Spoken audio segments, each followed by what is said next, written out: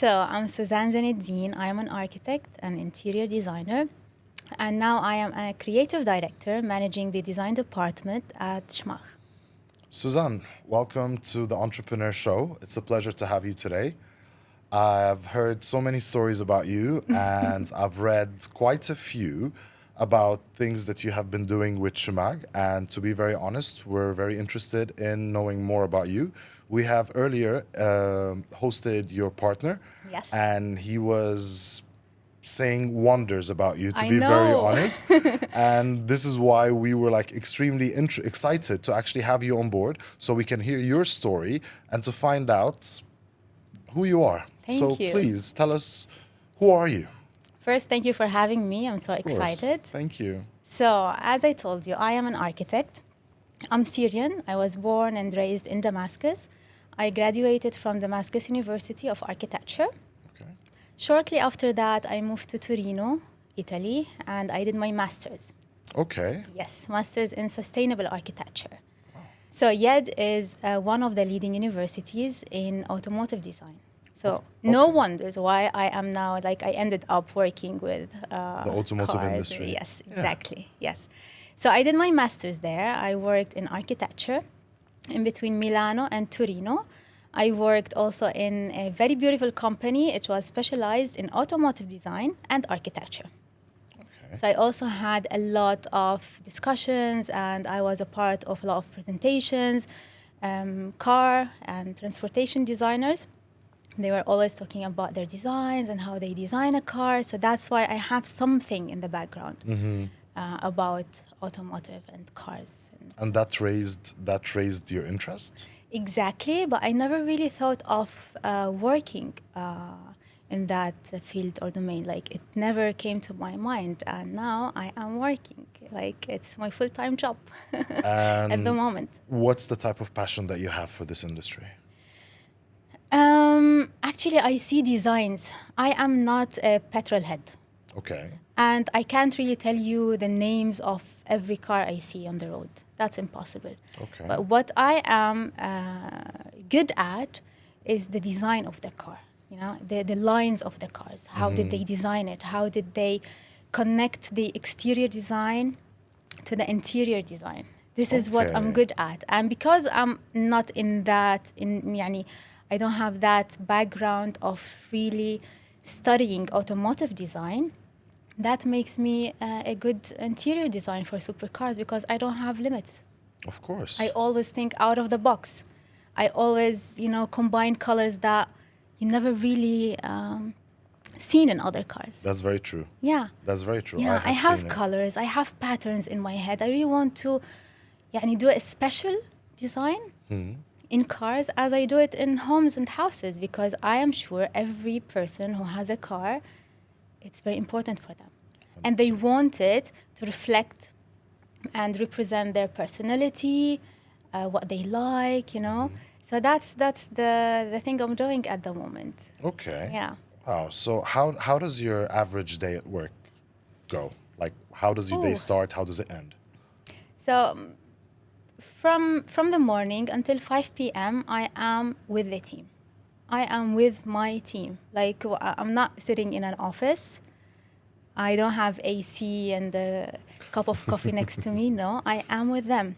Okay. Because I'm new to that, to this, like the automotive design, I have no knowledge about it. So what I had to do for the last 7 months, I had to be with my team every single day because they had to teach me. So I am able to lead the team. So this is what happened actually the last 6 months. Wow. And what did you Yeah. learn? A lot of things. Like really, you'll be surprised about the amount of information I've got to learn from them.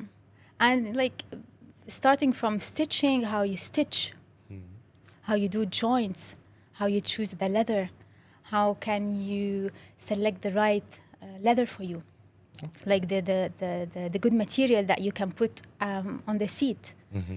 How can you do? Let me think of it. Take your time. Yeah. Take your time. How Yeah, okay. So, so I learned a lot from them. So how do you stitch? How do you choose the size of the thread that you use? How you do joints? I never it was the first time I heard about joint. Like a joint is when you put two pieces together and you stitch them together. You have to Okay. do a joint there. So like the basic information, I had no clue about it.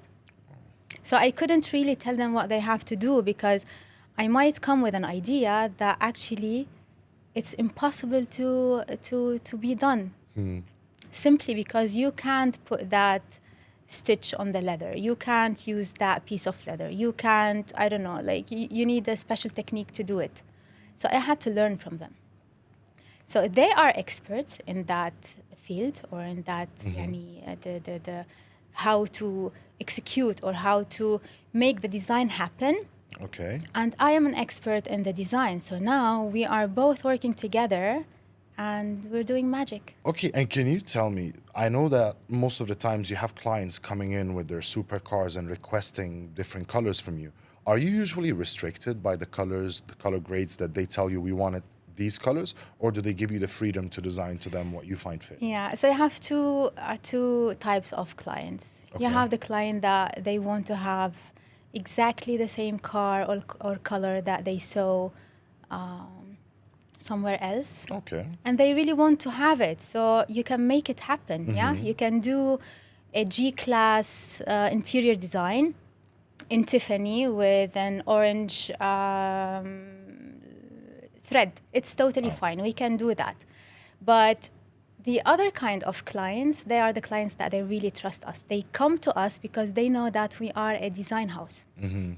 We're not only working with leather, and it's not an upholstery shop. It is Gotcha. a design house. And there is a designer. And we have a very nice customer journey and experience when it comes to design. Like we talk to them, we ask them what they need, and then they give us the freedom to do the mood board for them. Okay. To propose designs and colors and what we think it's suitable for what they want, or the car, or the exterior color of the car. And we have a lot of things to think of. So we have those clients And that which type of client is more appealing to you? And as a designer, I always want my freedom. freedom to create something, because course. I believe in myself as a designer. I believe that I can choose the right colors, the right combo, like the putting things together to choose the right pattern for this car to make it happen. And of course, you have classic cars, you have cars that you can be crazy and do whatever you want. You have classic cars that you are limited somehow to do a nice design but keep them classic, you know? Yeah. But yeah. of course, when I have my freedom, this is the sweet spot for me. Okay. And here where I can really be the creative Suzanne that is proposing and working to create that design, you know? How often do you feel like, or like, when was the last time this happened where you looked at one of the projects that you had and you said, I wish I had the freedom to actually do what I want with this? Whenever I have a car that they just want me to do exactly the same design as the old one but in different color. Okay. Here I just think that for me, it's a boring job. Because, you know, there is no creativity. I can help them choosing the color, but 90% of the time they come with the color in their mind. Okay, I want to have it orange. I want to have it Tiffany, which is totally fine. So every time I have to just do the work without really thinking of it or creating something or changing it, bringing, you know, the personality of the owner of the car is, you know... Does it demotivate you? Not really, because I have also the other cars. Okay. I have the other clients that they trust my opinion and my design experience. And of course, you can't always be motivated in any job in your life. Yani motivation should not be the source of you waking up, or the reason of you waking up every morning to go to your job. You're not But going to be motivated. It's not all the easy to time. maintain. No. That's the thing. No. You can wake up tomorrow and feel motivated, and you go for a sprint of a month or two, Exactly. and then circumstances happen and Yeah. you lose it. 100%. So what do you do when you lose it? What When does I- Suzanne do when she loses it? I try to do more creative stuff. And I try to remember that a month ago or 2 months ago, I was happier. Why? Because I was working on this project. So I convinced myself it's just a period of time. Maybe because I don't have the project that keeps me motivated.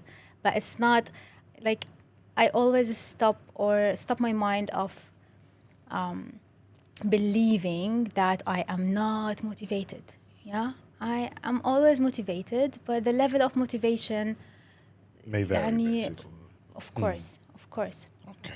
Yeah, So but let's- I try to keep myself busy, and I try to do the things I really like. And do you think that works? Like just keeping yourself busy? I'm Some- sorry. yeah. I've personally gone through this. Yeah. And I've started this year with motivation, trust me, to the sky. Yeah. And then somewhere around April, Yeah. almost towards the end of Ramadan, I was like, Vitamin lost D. is that like really helpful? Yeah, it helps. I do if- spend an hour and a half in the sun every single day. It helps you.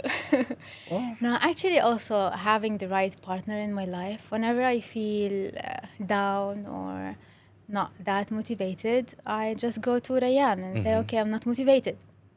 Rayyan, I'm not happy. Really? Maybe I'm not working on the Are you right that open project." about it? Yeah, of course. I share with my partner. Like if I'm not feeling good or I feel that I have a lot of creativity, but I don't have the space for it, or like I'm not To really express it. using, yes, I just talk to him. And having the right partner who is يعني always calming you down, telling you, no, you're doing great. It's just a matter of time. You're going to work on the project that you want to work on. It helps a lot, of course. That's good. Yeah. So let's dig in more in your journey and everything you've gone through. So let's start with your childhood. Yeah. Please tell us about your childhood and the memories that you remember. I had a beautiful childhood. Yani really, I had a beautiful family. I still have, of course. And my parents, they both supported us a lot. They gave us everything we wanted, everything we needed. How many siblings do you have? One brother. Okay. Yeah, he's younger than me. That's nice. Yeah. That's nice. That's very nice, actually. Yeah, exactly. So I had everything I wanted in my childhood. But on the other hand, they also taught me that you can't always get what you want. And life is not always easy. You have, one day you're going to be up, the second day you might fall down. So we are not always there for you. We are not always there for you to make everything you want happen and easy.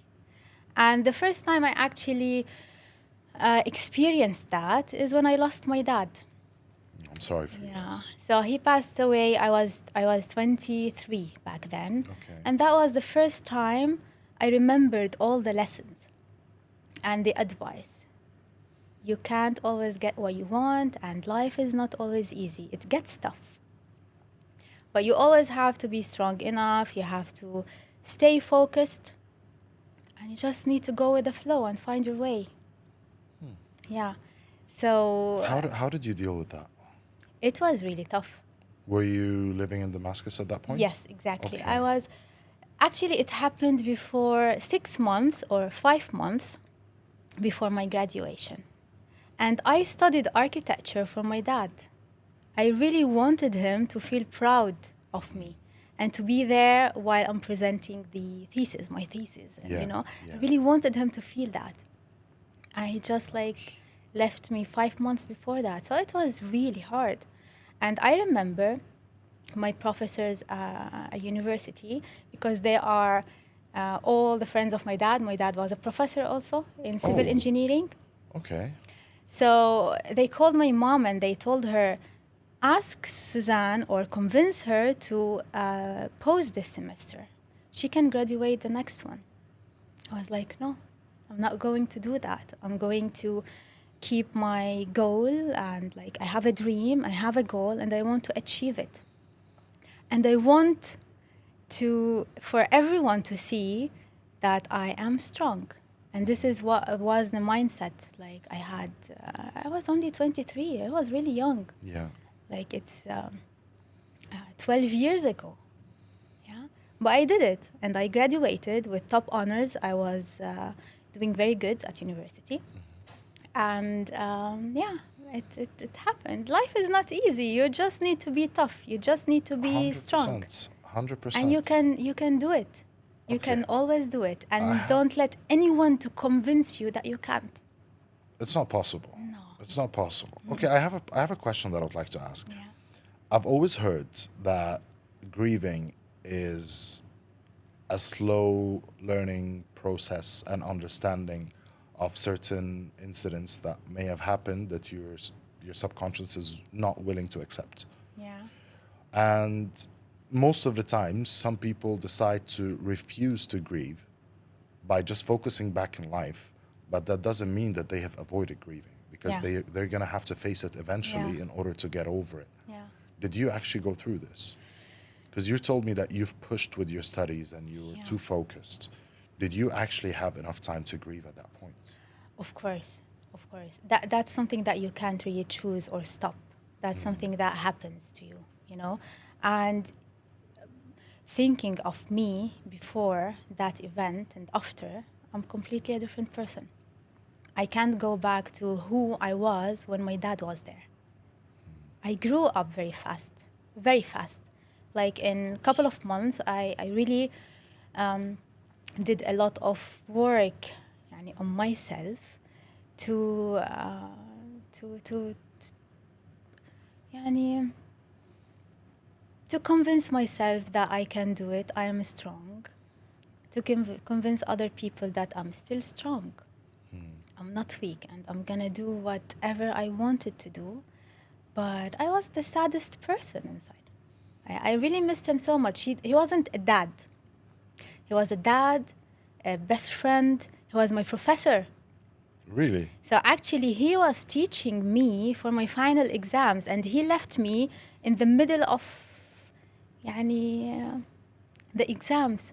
So I had to do it alone without him. And that was really hard, because I always wanted to ask him questions. I always wanted him, okay, where is he?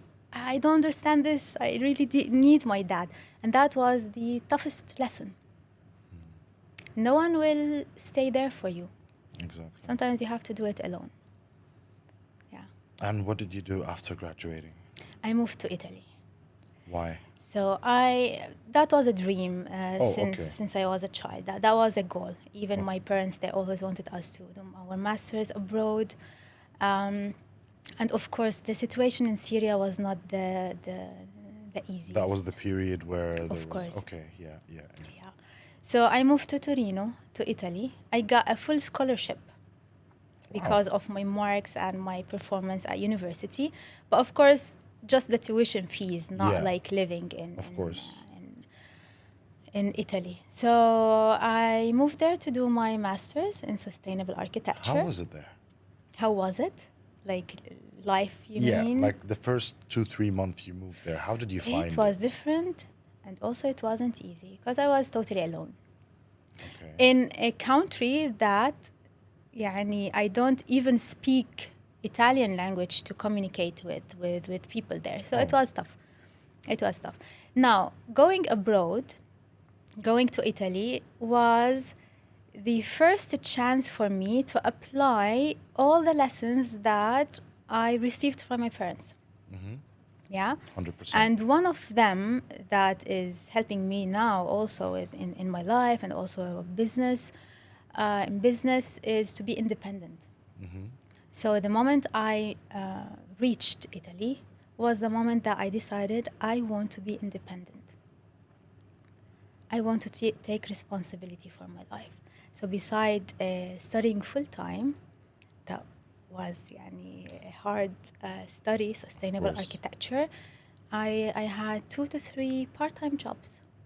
2 to 3 on daily basis. Not daily basis, but okay. like I had 2 to 3 part-time jobs between. I was a babysitter. Okay. Yes, I was a teacher for kids.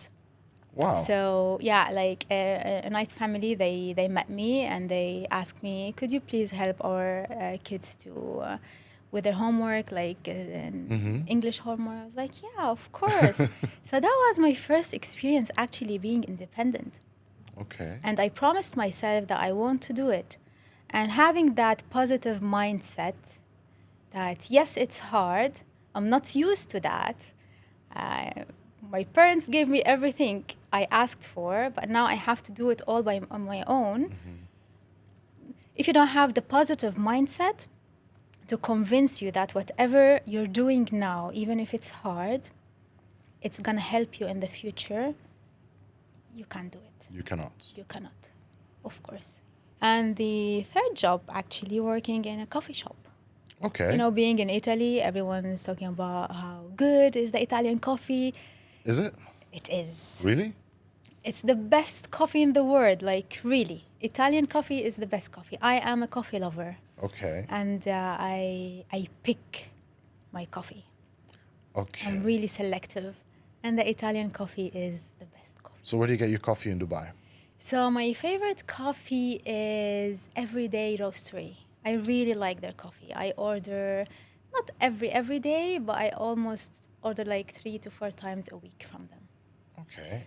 You have to try it. They have a I definitely very will. smooth, yani, taste and texture. It's really nice. It's really nice. Try the cold one, the iced coffee, the iced cappuccino. I think it's really good with oat milk. Deal? I'll definitely try that. Perfect. Yeah. Okay, so let's go back to Torino. Yeah. So after having these jobs and still studying for a master in sustainable architecture, Yeah. what is, I'm sorry, excuse my ignorance, what is sustainable architecture? Sustainable architecture. You can study sustainable architecture from different, or like you can see it from different perspectives. Okay. But the focus was how to build or how to create a building which is sustainable from the scratch, creating it from the scratch. So we had to study about sun, the power of the winds, how the orientation of the building, how many windows or the openings that you put in the building. Like we had to study a lot of technical stuff there. Okay. And what was the main reason behind you choosing this? Sustainable architecture. Yeah. I also think my dad, because he was always telling me, the future is for sustainability. I really didn't know what sustainability was. I really wanted to explore that. And what I figured out is that many architects or many companies, they think that they're doing sustainable architecture, but actually they're not doing it. Yani, what is the purpose of bringing trees from South Africa to Dubai, for example? It's just an example. To put them on the balconies of the buildings, and then just say it's a sustainable building. It's not, actually. It's not. It's not sustainability. True. Yeah, to be sustainable, you really think of how you build it from the scratch, sustainable, and how you use the energy that you have in order to make it sustainable. Okay. This is for me the main reason, or putting some trees on the balconies. And where in real life can we see any of those buildings? Has there been any implemented like in real life right now? In Italy, there's a very well-known architect. He's Renzo Piano, and he is doing sustainable architecture. Okay. And why I am a fan of him, because I did my internship in one of his students' offices in Milano. So I was trained by a sustainable architect. And this is why I have my different opinion about sustainable architecture. Putting trees and greens on the facade is not sustainable. sustainability. The word sustainability is to make it sustain. Yeah. You're gonna use the energy you have. Do you think they're implementing that now? Because based on what they have been saying regarding NEOM, about the line that they're building there, that's supposed to be like a self-sufficient, sustainable city, right? Yeah. Is it actually real?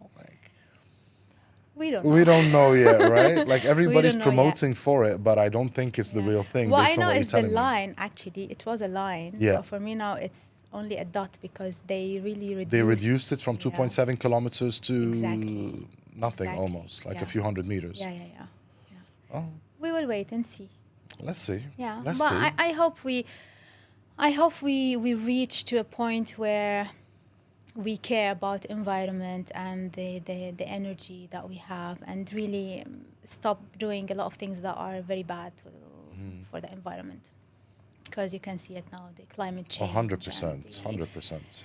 It's just crazy. And It's true. Yeah. I think we've all seen it, especially here in Dubai recently. Everything is starting to catch Sure, up. sure. So let's go back to your master's degree. Yes. So how long did it take you for you to graduate? 1 year and a half. And then I had 6 months of Internship. Yeah, in Milano. In Milano. So you moved at that point. Only for 6 months. And how was the change? Like, what's the difference between Torino and Milano?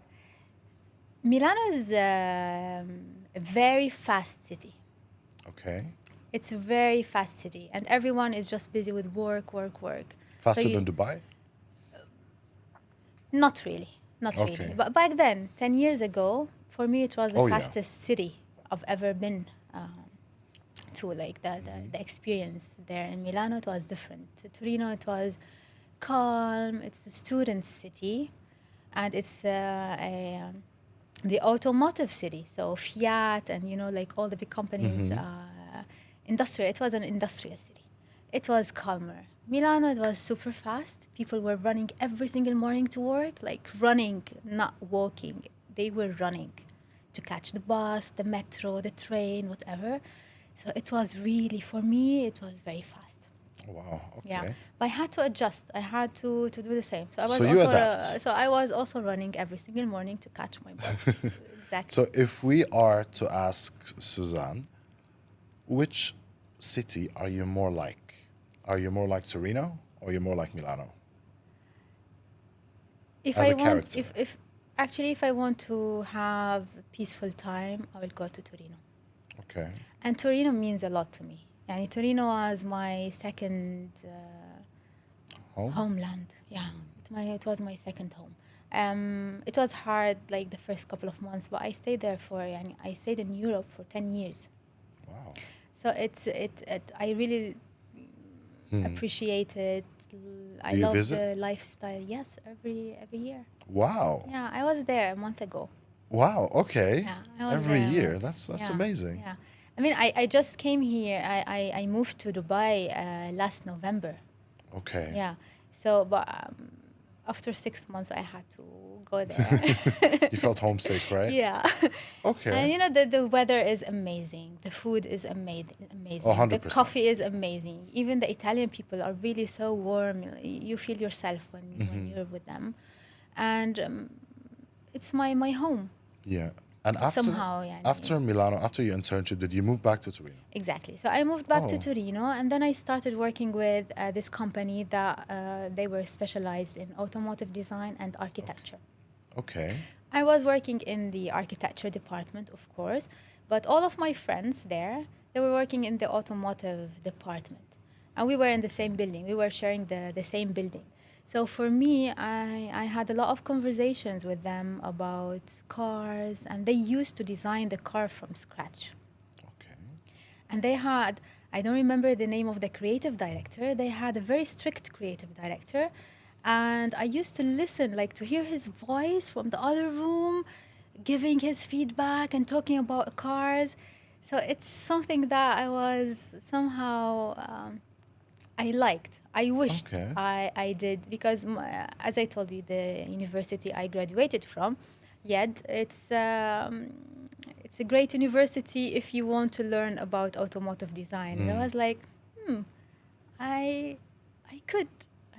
But now, Who would have known that you've gone into that industry 10 years After later? 10 years, yeah. This is destiny. And how long did you stay there, like in that company? For 1 year. Okay. And then actually I decided to quit and to open Why? my own business. Why do you decide to quit and take such a move? To open my own business. I really wanted to experience the entrepreneur life. Okay. Yeah. Back then, I didn't even know what the meaning of entrepreneurship. Okay. You know, I'm talking now about like 8 years ago. Mm-hmm. But I wanted to do something for myself. I had an idea, and I was convinced that the idea I had is actually a good one, and it might work. So I took the risk.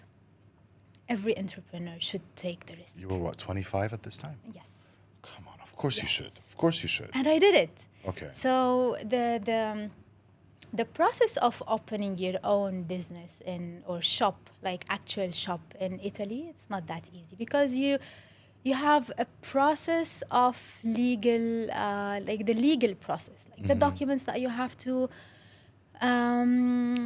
share with them, the signatures that you have to take from them, you know, like explaining what is the idea,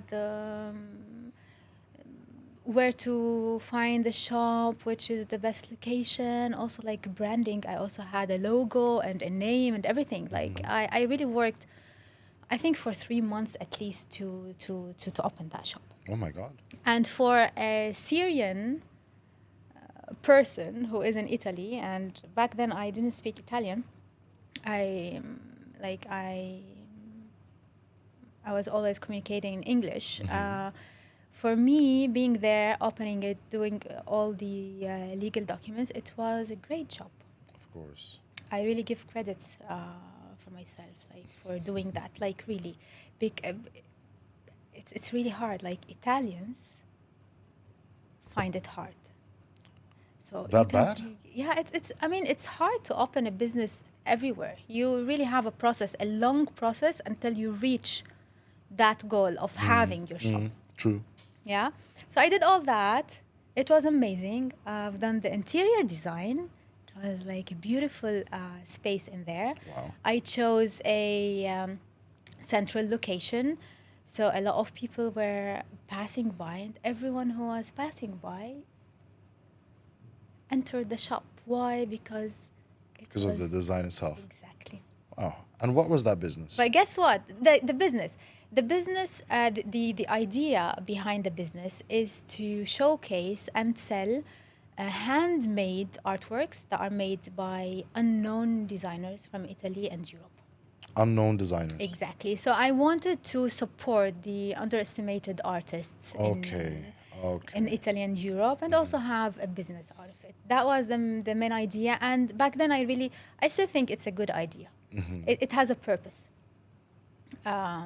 It's like supporting small businesses. Yeah, exactly. So it had a purpose. But guess what? It just failed. Why? Yeah. It failed because I would say it failed. Yeah, I always say the business failed itself, but I've gotten invaluable lessons out of it, and the lessons and the experience I had, it gave me, they're still with me until now. Okay, but what happened? What happened actually? I had a very nice idea. Okay. But I didn't have a plan. I had zero experience. You had no partners? I had no partners. Okay. I was alone. I had no plan. There was no business plan. There was a very nice idea. Yes, good. But how can you execute it? How can you do it? I had zero experience in finances. So I think the foundation of any business is the financial plan 100%. and the business plan that you have. I 100%. really I didn't have any of that. And the third reason, which is for me it's very important, and I'm glad that I learned that lesson the hard way. You paid for it. Yes, I paid for it. I really paid for it. Yeah. I refused to listen to any advice.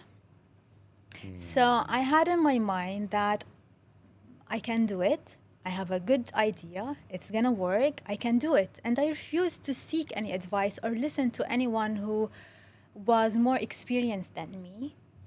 I was always saying, no, I can do it. No, you can't do it. You can't do it. Yes, you have a good idea, but you also you don't have experience. You should ask for an advice, and you should go to the people who are more experienced than you to ask them questions 100%. and to let them challenge you. They have to challenge your idea. Like, for example, Rayyan, every day I have like 10 ideas. I have 10 ideas. I want to start new businesses, and every time I talk to Rayyan, he challenges me, which is very good. I trust him. I really trust him because he has more experience than me. He is very good doing business. He understands the market, and he has done it for a long period of time. And he has, for me, he has the full package of a good advice. Of course. So every time I talk to him, he challenges me. He asks me a lot of questions. And whenever I don't have the answers, then I figure out that you didn't do your homework. If you don't have the answers, if you're not prepared enough, then you can't say, I have an idea and I want to open a business. Okay. Yeah.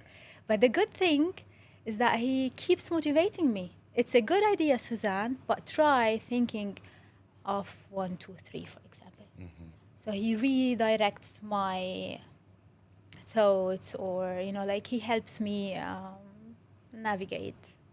Okay, that's amazing. Yeah. I love that. Yeah. Okay, and how do you usually respond? Honestly. Of course, sometimes you might bite back, like you attack a little bit. I'm not good in receiving feedback.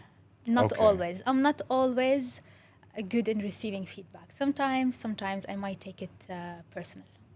Oh. And I work on it. I have to say it. Why? Because a lot of people might have the same habit. I do. Yeah. 100%. You can work on it. Yeah. You can work on it. You can, if you have the mindset of, okay, he's giving me a feedback because he really wants me to be better. Then you're just gonna receive the feedback in a very good way. So I need to work on that. But sometimes I have it. But 70% I can say I take his advice. Okay. I trust him. This is very important. I and really trust him. 30% you're just rebellious against it. Exactly. And I fight back. It's like, no, it's... Okay. yeah. But at the end, who has the concrete information, or like the knowledge about something wins at the end. 100%. Yeah. So if he knows better than me or more than me, then I have to admit, yeah, you're right. You're right. How hard is it to admit that he's right? Not really hard. With Rayyan, is not really hard. That's good. Yeah, he's good. He's a partner. He never really make you feel that if you say something wrong or you do something wrong, he understands. And he gives you another chance. So maybe you can fix this this mistake. But he never judges you. Okay. And that's important. If you that's very judge me, important. I will never come back to you to ask you for your advice. advice. No. That's Yeah. very true. Yeah.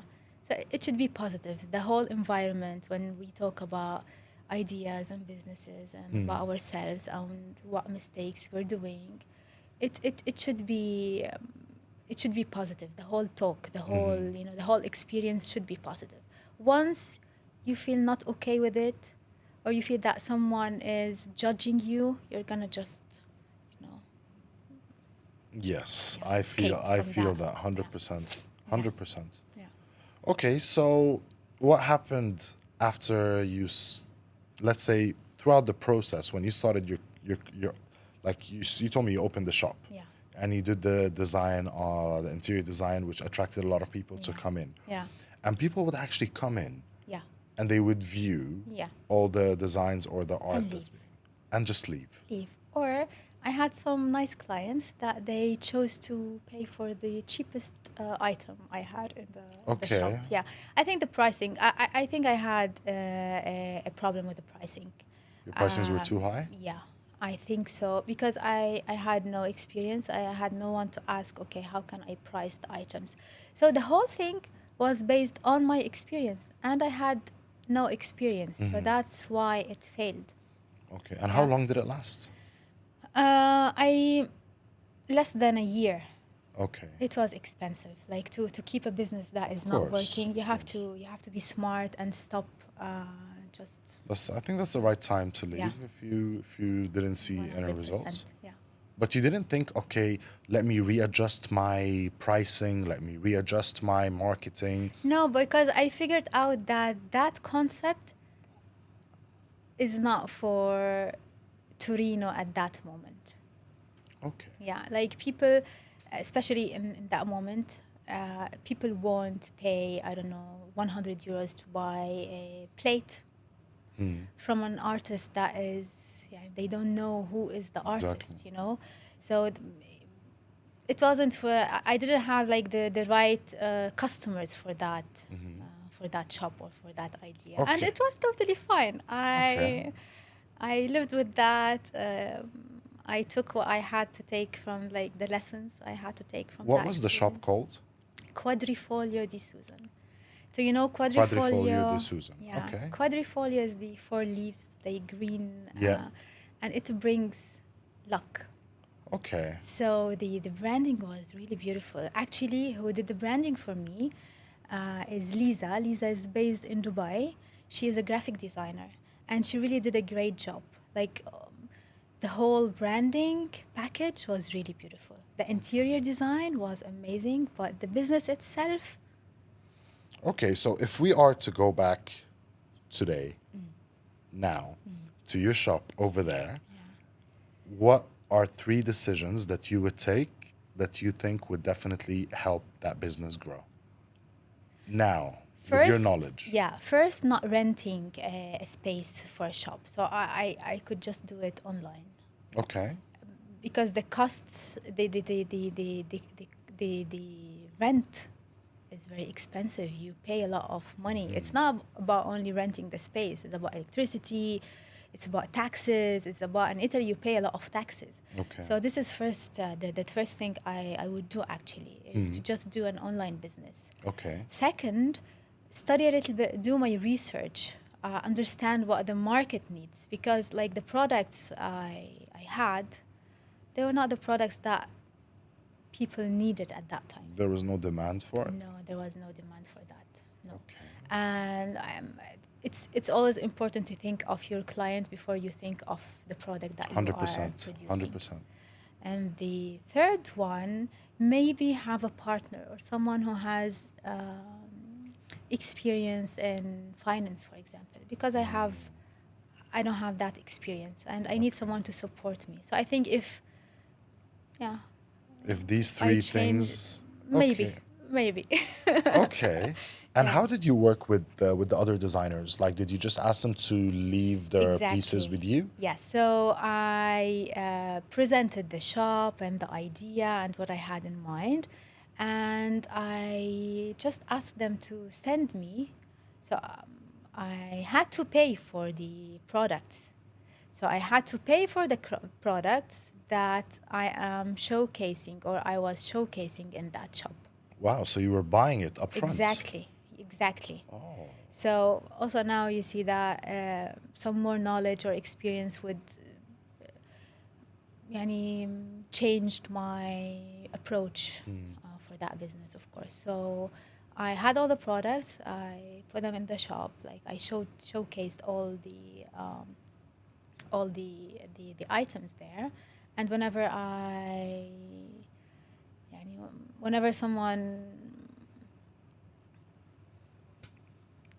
Anyone who came with anything, do you want to buy this? You would take it. Exactly. Yeah. Okay. Yeah.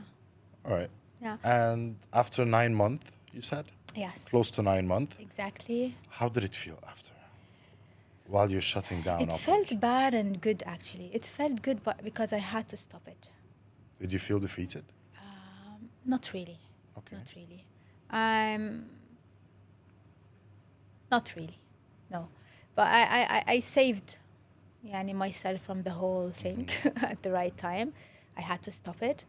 And maybe I had a little bit of regret because I spent a lot of money and time, of course, and energy and everything to have the business, but a lot of money. And I always had the idea, okay, if I use the money to do something else, but you can't change what you can't change it.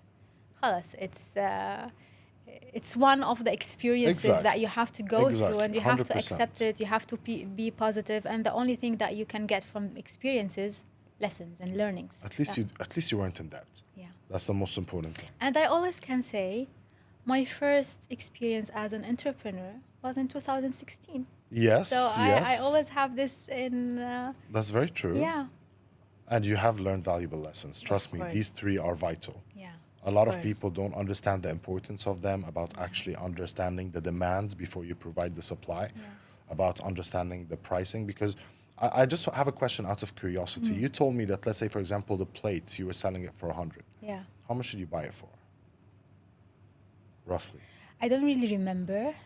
Roughly. Like, were you putting a 50% margin or 100% margin? Less than 50. Less than 50? Less than 50, indeed. Yeah. Oh, wow. Yeah. The items were expensive. Uh-huh. When you have a unique item, a handmade item, it is already expensive. It's, and you don't have a production of that item. It's one item that this artist has done. So it is expensive. If you have more than 50% margin, It would have never worked. No. no way. No way. Okay. So I think it was between 20 and 30%. Okay. And that would have been enough to cover your cost on not rent? really. That's why the business did not work. Okay. Yeah, not Okay. really. Not really. Okay. Yeah. All right.